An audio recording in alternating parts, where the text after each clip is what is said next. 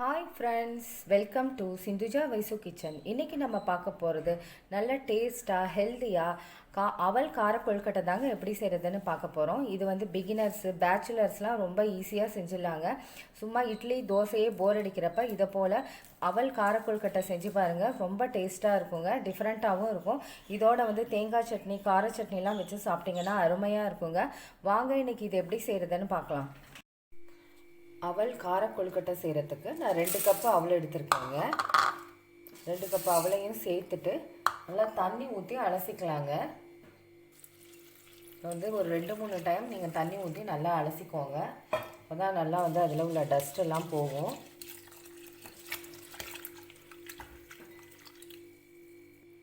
இப்போ வாஷ் பண்ணியாச்சுங்க. இது இப்படியே இருக்கட்டும், ஒரு 10 நிமிஷம் அப்படியே இருக்கட்டுங்க. நல்லா ஊறி அது வந்து தனித்தனியாக வந்துடுங்க. அந்த அவல்லாம் ஒரு 10 நிமிஷம் இருக்கட்டும். இப்போ நம்ம வந்து தாளிப்பு ரெடி பண்ணிக்கலாங்க. இப்போ கடாயில் கொஞ்சமாக எண்ணெய் சேர்த்துக்கிறேன். 2 ஸ்பூன் எண்ணெய் சேர்த்துக்கோங்க. இப்போ இது கூடவே கொஞ்சமாக கடுகு சேர்த்துக்கிறேங்க. கடுகு பொரியட்டும். கடுகு பொரிஞ்சாச்சுங்க. இப்போ இது கூட 1 ஸ்பூன் கடலைப்பருப்பு 1 ஸ்பூன் உளுத்தம்பருப்பு சேர்த்துருக்கேங்க. அது நல்லா பொன்னிறமாக வர வரைக்கும் வறுத்துக்கோங்க. இப்போ இது கூடவே 1 ஸ்பூன் ஜீரகம் சேர்த்துக்கிறேங்க. அதுவும் நல்லா பொரிஞ்சு வரட்டும். இப்போ இது கூடவே ஒரு பச்சை மிளகாவை சின்ன சின்னதாக கட் பண்ணி வச்சுருக்கேன், அதையும் சேர்த்துக்கிறேன்.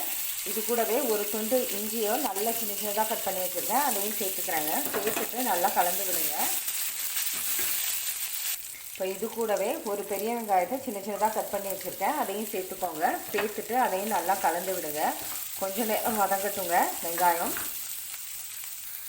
இப்போ இது கூடவே கொஞ்சமாக கருவேப்பிலையை கட் பண்ணி வச்சுருக்கேன், அதையும் சேர்த்துக்கிறேன்.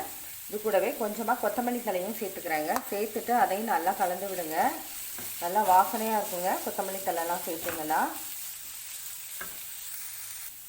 இது கூடவே நான் கொஞ்சமாக தேங்காய் துருவலை சேர்த்துக்கிறேங்க. ஒரு 1/2 கப்பு சேர்த்துருக்கேன். இதையும் நல்லா கலந்து விட்டுருங்க. நல்லா டேஸ்ட்டாக இருக்குங்க. இது கூடவே ஒரு 1/4 ஸ்பூன் உப்பு சேர்த்துக்கிறேங்க. உப்பு சேர்த்துட்டு இதையும் நல்லா கலந்து விட்டுருங்க. ஒரு தடவை கலந்து விட்டுட்டு இப்போ ஸ்டவ் ஆஃப் பண்ணிவிடுங்க. ஆஃப் பண்ணிவிட்டு இதை கொஞ்சம் நேரம் ஆற வச்சுக்கலாம். இப்போது தாளிப்பு நல்லா ஆறிடுச்சுங்க. இப்போ இதை வந்து இது கூட சேர்த்துக்கலாம். எல்லாத்தையும் சேர்த்துக்கோங்க. இப்போது இது கூடவே 1/4 ஸ்பூன் உப்பு சேர்த்துக்கிறேங்க. நான் வந்து தாளிப்புக்கு மட்டும்தான் உப்பு சேர்த்தேன். இப்போ வந்து அந்த அவளுக்கும் உப்பு தேவையில்லை, அதனால் அதுக்கும் சேர்த்துக்கிறேன்.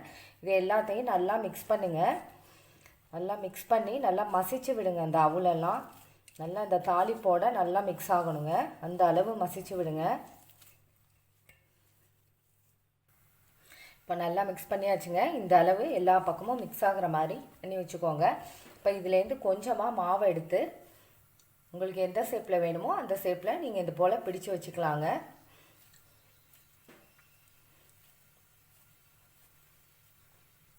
இந்த ஷேப்பில் பிடிச்சு வச்சுக்கோங்க. இல்லை நீங்கள் ரவுண்டாக கூட பிடிச்சிக்கலாங்க, அதுவும் நல்லாயிருக்கும். இப்போ இதை வந்து ஒரு இட்லி தட்டில் வச்சுக்கலாம். இட்லி தட்டில் எண்ணெய் தடவி வச்சுருக்கேங்க. இது போல் எல்லாமே இப்போ செஞ்சுக்கலாம். இப்போ இதை வந்து இட்லி பாத்திரத்தில் வச்சு வேக வச்சுக்கலாங்க. இப்போ இது இட்லி பாத்திரத்தில் வச்சாச்சுங்க. இப்போ மூடி வச்சிடலாம். ஒரு 10 நிமிஷம் வேகட்டுங்க. வெந்த பிறகு உங்களுக்கு நான் காமிக்கிறேன். 10 நிமிஷம் ஆயிடுச்சுங்க. நான் ஆஃப் பண்ணிட்டேன். இப்போ ஓப்பன் பண்ணி பார்க்கலாம். பாருங்கள், சூப்பராக வெந்து ரெடி ஆகிடுச்சு. இப்போ இதை ஒரு தட்டில் எடுத்துக்கலாங்க. அவ்வளோதாங்க, டேஸ்டியான கார கொழுக்கட்டை ரெடிங்க. இதோட வந்து நீங்கள் தேங்காய் சட்னி வச்சு சாப்பிட்டிங்கன்னா அருமையாக இருக்கும். கார சட்னி கூட வச்சு சாப்பிட்லாங்க, ரொம்ப டேஸ்ட்டாக இருக்குங்க.